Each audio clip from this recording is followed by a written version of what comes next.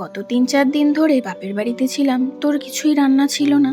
তো গতকাল রাত্রিরে যখন ফিরলাম, ব্যাস আজকে সকাল থেকে শুরু সেই সেম রুটিন।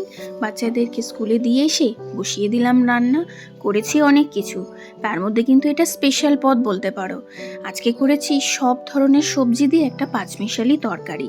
বিশেষ কিছুই না, সর্ষের তেলের মধ্যে 5 ফোড়ন দিয়েছিলাম ফোড়ন, আর সাথে দিয়েছিলাম শুকনো লঙ্কা আর তেজপাতা। আর দেখো এখানে প্রায় আমি 4-5 রকমের সবজি কেটে রেখেছি।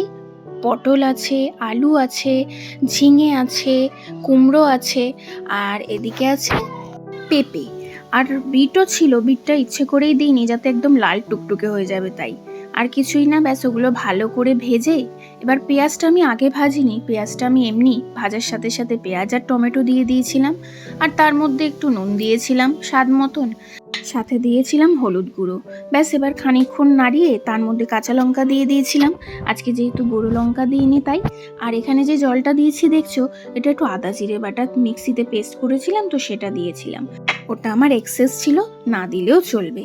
ব্যাস দেখো অলমোস্ট আমার তরকারি রেডি। আর শেষে একটু গরম মশলা ছড়িয়ে দিলাম, ব্যাস আর কিচ্ছু লাগবে না।